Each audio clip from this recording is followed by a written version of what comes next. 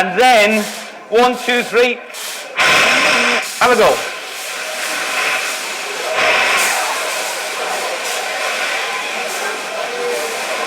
Right. So what's happening? Are they flowing outwards?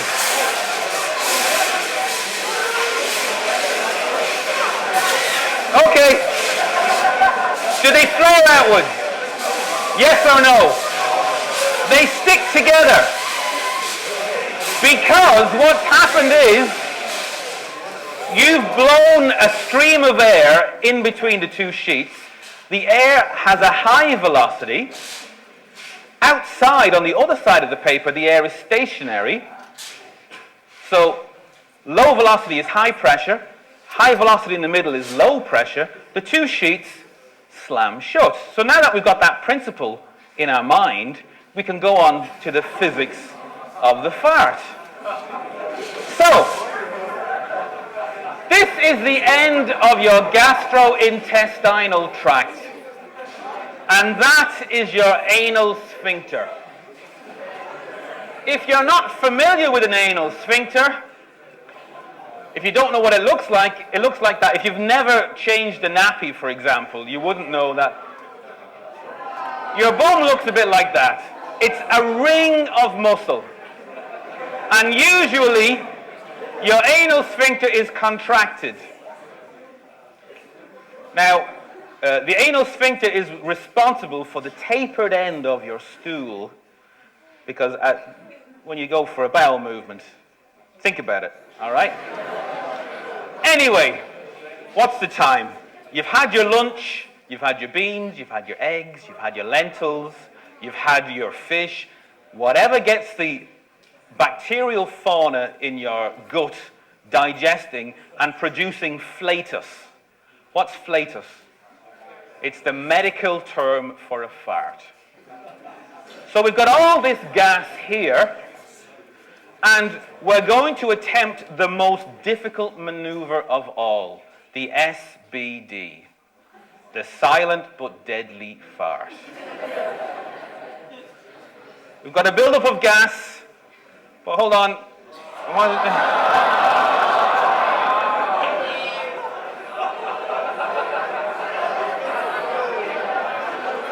We've compressed the gas.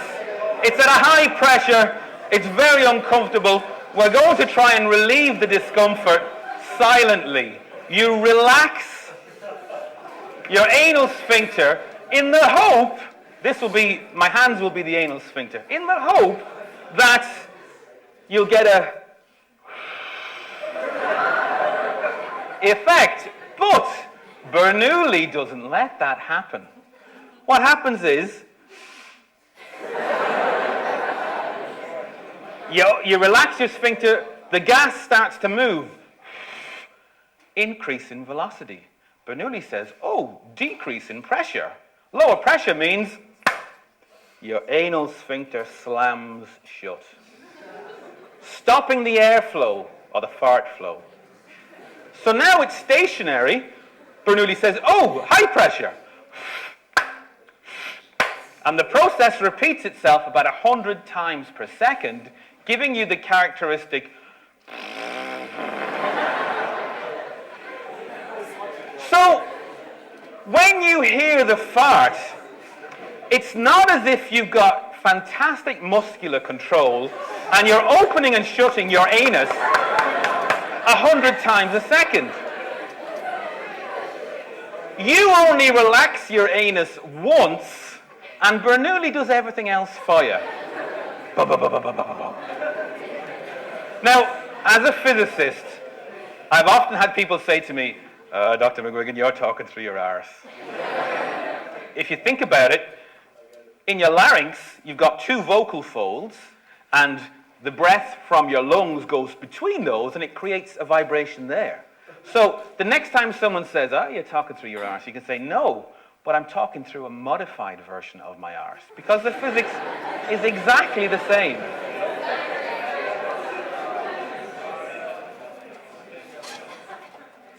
Right, we'll move on to heat.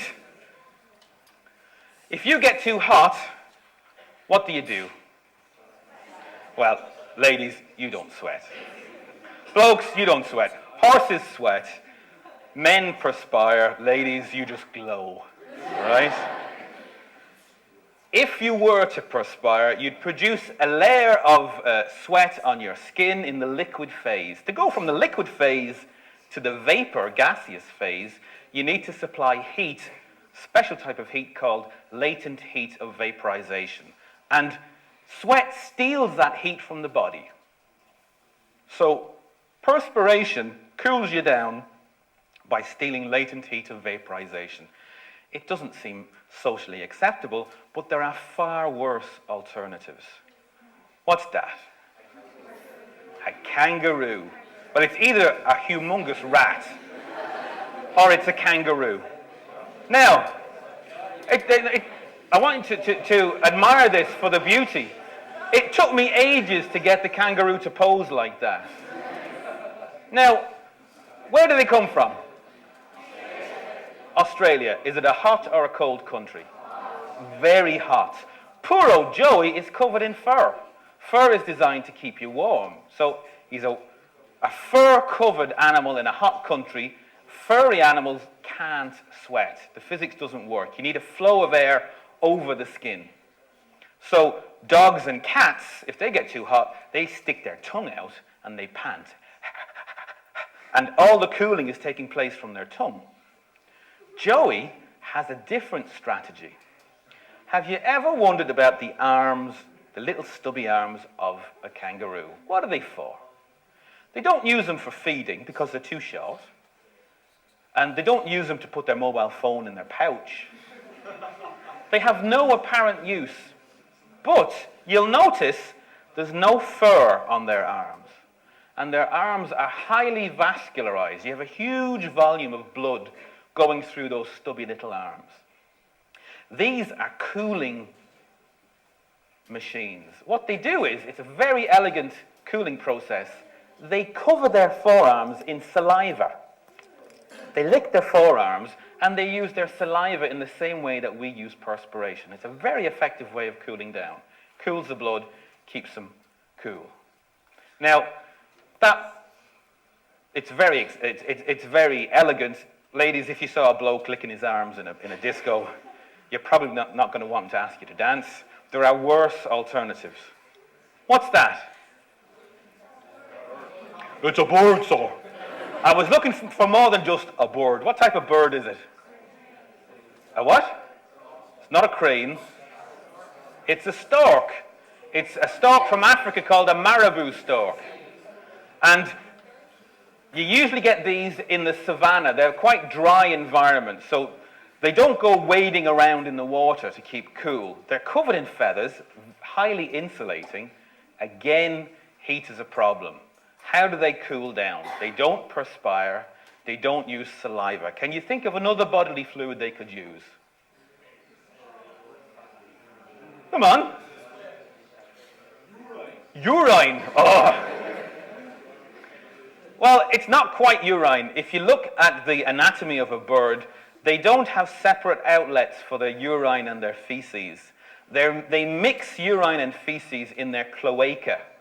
That's the last bit of the gastrointestinal tract, just the other side of your anal sphincter. But it means birds have very liquidy poo, and they squirt that all over their legs. And that cools them down. Isn't it fantastic? So, never lick a stork's leg. You don't know where it's been. Finally, we're going to do one bit of optics. Hands up in the room. Who has glasses or contact lenses? I'm not going to ask anybody up. Okay. Anybody ever thought or would like to have laser corrective surgery? Do you know what's involved? Well, this equation up here is the equation that tells you how strong an optical instrument is. It's a magnifying power.